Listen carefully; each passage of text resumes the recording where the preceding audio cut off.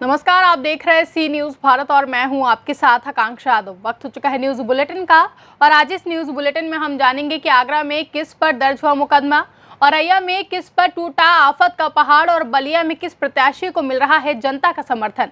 ये सब जानेंगे विस्तार से, तो चलिए निगाह डालते इस वक्त की खास खबरों पर। एतमादपुर के वार्ड नंबर 4 से प्रत्याशी दिनेश यादव व उनके भाई सहित 5 लोगों पर थाना बरहन में मुकदमा पंजीकृत किया गया है।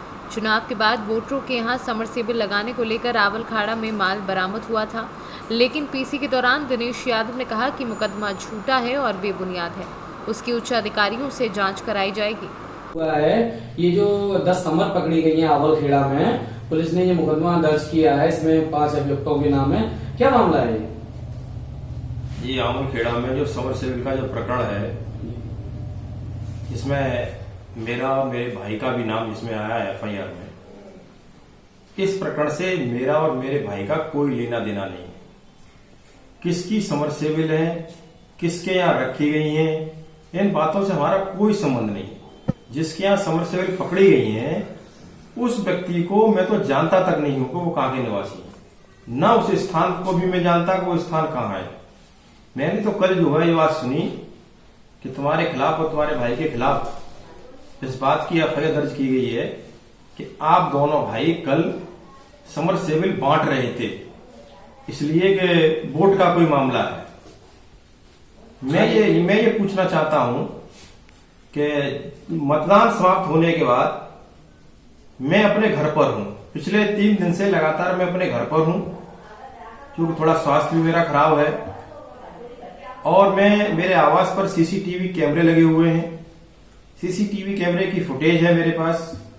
मैं सीसीटीवी कैमरे के अंदर अपने आवास पर हूं और पुलिस कह रही है कि आप वहां समरसेबल बांट रहे थे और पुलिस पहुंचने पर आप भाग गए। पुलिस के पास अगर ऐसा कोई सबूत है कि वो समरसेबल मेरी हैं या मेरे किसी उसकी हैं, तो पुलिस सबूत दिखाए, कोई वीडियो दिखाए, भागते हुए वीडियो दिखाए, बांटते हुए कोई वीडियो दिखाए, कोई फोटो दिखाए। मेरा इस प्रकरण से कोई लेना देना नहीं है, लेकिन भारतीय जनता पार्टी के बड़े नेताओं ने मिलकर के मेरे खिलाफ यह एक षड्यंत्र रचा है। जो भारतीय जनता पार्टी जिला panchayat ward number 1, ward number 3 और वार्ड नंबर 4 में उनके जो प्रत्याशी हैं वो चुनाव हार रहे हैं। हार को सामने देखते हुए भारतीय जनता पार्टी के नेताओं ने ये मेरे खिलाफ षड्यंत्र रचा है और मेरे खिलाफ झूठी एफआईआर दर्ज कराई है। जी बिल्कुल, इस प्रकरण का आपसे कोई संबंध नहीं है। मेरा कोई लेना ही देना नहीं है इस प्रकरण से। अब मुझे क्या मालूम है किसके घर पर क्या रखा है। अभी किसी के यहाँ मान लीजिए शराब पकड़ी जाए और पुलिस ये बना देगी कि ये तो शराब दिनेश ने रखवाई है, तो उसका कोई सबूत तो हो। या अभी कोई और घटना घट जाए कि फलानी घटना तो दिनेश ने घटवाई है सब वोट के पीछे। भाई पुलिस को कम से कम ये देखना चाहिए कि इसमें सच्चाई क्या है। हालांकि थाना अध्यक्ष अच्छे हैं, ईमानदार हैं, लेकिन थाना अध्यक्ष पर भारतीय जनता पार्टी के नेताओं का दबाव है, प्रेशर है, इसलिए पुलिस ने यह कार्रवाई की है। इस संबंध में हम बहुत जल्दी बड़े अधिकारियों से मिलेंगे और अपना पक्ष रखेंगे। आगरा से सी न्यूज़ संवाददाता विष्णु बघेल की रिपोर्ट। औरैया में श्रद्धालुओं पर टूटा आफत का पहाड़। जालौन की माता से अपने घर वापस आ रहे श्रद्धालुओं का पलटा ट्रैक्टर। परिजनों ने बताया दूसरे ट्रैक्टर के ओवरटेक होने से पलटा ट्रैक्टर में सवार 30 लोगों में 8 घायल, 2 की मौत। आज सवेरे थाना अयाला क्षेत्र के नेवादा ज्वाला प्रसाद गांव के ग्रामवासी ट्रैक्टर ट्राली से जनपद जालौन क्षेत्र के जालौन देवी मंदिर से दर्शन करके वापस आ रहे थे। तभी रास्ते में सेहोली मोड़ के पास में बीजलपुर के निकट इनकी ट्रैक्टर ट्राली पलट गई और पलटने से एक महिला की वही मौके पर ही मृत्यु हो गई थी। शेष जो 12 लोग घायल हुए थे उनको पुलिस की मदद से तुरंत निकट के अस्पतालों में भेजा गया। अस्पताल में इलाज के दौरान एक और महिला की मृत्यु हो गई है। 12 लोग अभी उपचाराधीन हैं, जिन्हें सैफई, कानपुर और औरैया के अस्पतालों में जिनका इलाज कराया जा रहा है। मौके पर कोई कानून व्यवस्था की स्थिति नहीं है और विधिक कार्रवाई अमल में लाई जा रही है। औरैया से सी न्यूज़ संवाददाता नीरज कुमार सिंह की रिपोर्ट। रेवती थाना क्षेत्र के ग्राम पंचायत रामपुर में सोमवार के दिन दोपहर में लगी भीषण आग से लगभग 1.5 दर्जन परिवारों का सब कुछ जलकर राख हो गया। इस मौके पर जीतन पांडे, संतोष पांडे, विजेंद्र पांडे, गोपाल सिंह, मूटन राय, भाजपा जिला पंचायत सदस्य प्रत्याशी वार्ड नंबर 9 के मिथिलेश तिवारी, छट्टू पांडे, राजा यादव व अन्य लोग मौजूद रहे। बलिया से सीनियर संवाददाता अर्जुन शाह की रिपोर्ट। जनपद बलिया में बेलहरी ब्लॉक के दीगार निवासी मनोज यादव से हुई बात में उन्होंने बताया कि मैं अपने पद पे अपनी पत्नी नीलम यादव को प्रधान पद प्रत्याशी के रूप में मैदान में उतार रहा हूं। अगर जनता द्वारा हमें मौका दिया गया तो हम सर्वप्रथम गांव में शिक्षा, चिकित्सा तथा गांव में शुद्ध पेयजल के लिए एक पानी की टंकी का निर्माण करवाएंगे। पंचायत भवन डिजिटल बनाएंगे। हमारे गांव के बाजार की हालत बहुत ही जर्जर हो चुकी है। वहां पर शुद्ध सुधार तथा गांव के मंदिरों तथा पोखरा का सुंदरीकरण करवाऊंगा। बताइए। मनोज कुमार यादव, ग्राम पंचायत दिघार के पूर्व प्रधान, पूर्व जिला पंचायत सदस्य, 58 नंबर वार्ड से। प्रधान जी, 5 साल बीत चुका है, फिर प्रधानी का चुनाव आ चुका है जी। इसके पहले कितना ग्राम प्रधान द्वारा विकास कार्य किया गया है? इस पर मैं कमेंट नहीं करना चाह रहा हूँ। जो पीछे के प्रधान जी लोग जो कार्य कराए हैं वो जनता स्वयं जानती है और बतलाएगी। अच्छा, मान लीजिए कि अगर आपको अभी मैदान में है, उम्मीदवार हैं जी, अगर आपको जनता मौका देती है तो आपका कार्य क्या रहेगा? सबसे पहले तो मेरी पत्नी नीलम यादव प्रधान पद के मैदान में है और मेरा पहला प्राथमिकता स्वास्थ्य, शिक्षा। मेरे ग्राम पंचायत में पानी टंकी नहीं है। मैं ये प्रयास करूंगा कि पानी टंकी इस ग्राम सभा को शुद्ध पानी पीने के लिए मिले और जो जनता के हर सुविधा मैं अपने पंचायत भवन को डिजिटल बनाऊंगा, उसमें कंप्यूटर लगाऊंगा। मेरे ग्राम पंचायत में बाज़ार की स्थिति बहुत जर्जर हो चुकी है। जो मेरे ग्राम सभा में ये बाज़ार लगती है उस बाज़ार को सुधार करूंगा। उस बाज़ार में मैं पूरे इंटरलॉकिंग लगाऊंगा क्योंकि हमारा बाज़ार ये बहुत पहले से ये रघुनाथ ब्रह्म बाबा के नाम से ये बाज़ार लगता है। इस बाज़ार को मैं सुंदरीकरण करूँगा। एक शनिदेव शनिचरा बाबा है, उनका भी सुंदरीकरण करूँगा। हमारे यहाँ एक हमारे पूरे ग्राम सभा के मुसन दास बाबा के नाम से मठिया है, उस मठिया को बनाने का भी काम करूँगा। वहाँ भी सुंदरीकरण करने का काम करूँगा और पोखरा का भी सुंदरीकरण कराने का काम करूँगा।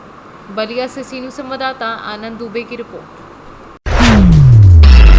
मधुबन प्रखंड स्थित सूचना एवं प्रौद्योगिकी कार्यालय में प्रखंड प्रमुख लाल बाबू पासवान की अध्यक्षता में पूर्व प्रखंड विकास पदाधिकारी रामजी प्रसाद के निधन पर शोक सभा का आयोजन सोशल डिस्टेंसिंग का पालन करते हुए किया गया। सभा में उपस्थित जनप्रतिनिधि एवं प्रखंड कर्मियों ने उनके तैल चित्र पर पुष्पांजलि अर्पित की। मौके पर मुखिया मनोज चौधरी, विमलदास, दीनानाथ प्रसाद, मनीष कुमार पांडे, जितेंद्र कुमार, जावेद आलम सहित अन्य लोग उपस्थित रहे। बिहार से सीनियर संवाददाता अजय मिश्रा की रिपोर्ट। प्रयागराज जिले के कौंधियारा थाना क्षेत्र के अकोडा गांव के समीप 11,000 वोल्टेज के शॉर्ट सर्किट से आग लगने से लगभग 2 बीघे से अधिक फसल जलकर खाक हो गई। ग्रामीणों द्वारा बताया गया कि लगभग 11 बजे के आसपास शॉर्ट सर्किट हुआ था, जिसकी वजह से आग लग गई। सूचना प्रशासन को दे दी गई थी। लगभग 2 घंटे के बाद फायर ब्रिगेड की गाड़ी पहुंची और तब तक 2 बीघे से अधिक की फसल जलकर खाक हो चुकी थी। आसपास के लोगों ने कड़ी मशक्कत के बाद आग पर काबू पाया।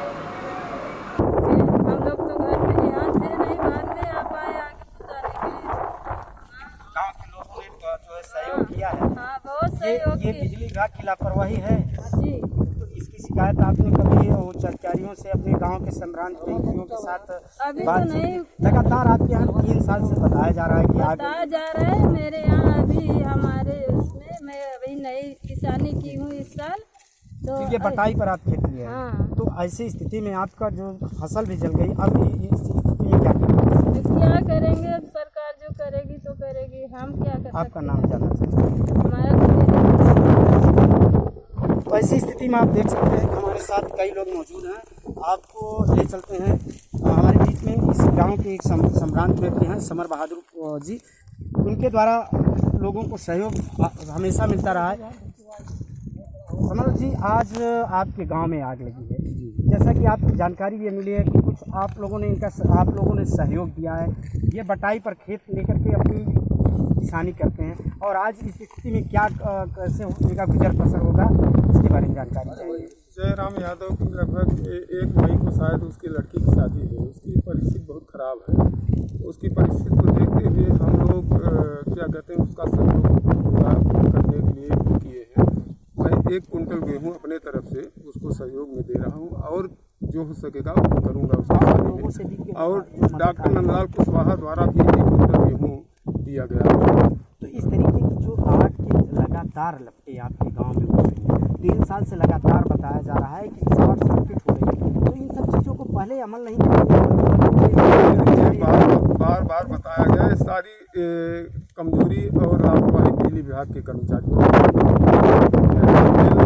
सुन लेते हैं, उसके बाद कोई एक्शन नहीं लेते। अब हमको विश्वास है कि एसडीएम साहब ने जो कहा है कि हम इसको करवा देंगे, अगर नहीं करवाते तो हम लोग इस पर फिर सारे लोगों के साथ रोड पर उतरेंगे और एक्शन लेंगे।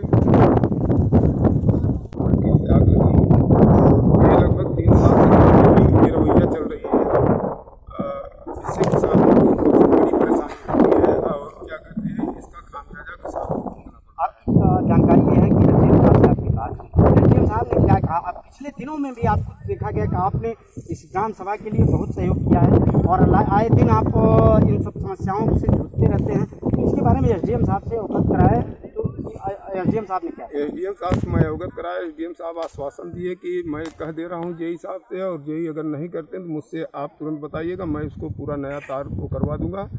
और जेई साहब से बात भी हुई अभी, तो 1-2 दिन में कहें हम इसको करवा देते हैं।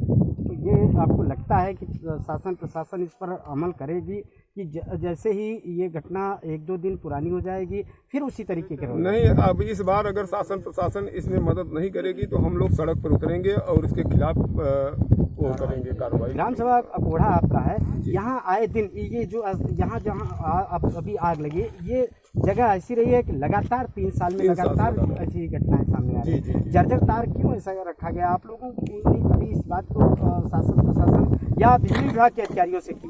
बराबर बिजली विभाग के अधिकारियों और राजस्व विभाग के कर्मचारी से बराबर इसकी शिकायत की गई, लेकिन कभी भी इस पर एक्शन नहीं लिया गया। आपका परिचय? समर बहादुर सिंह अबोहर।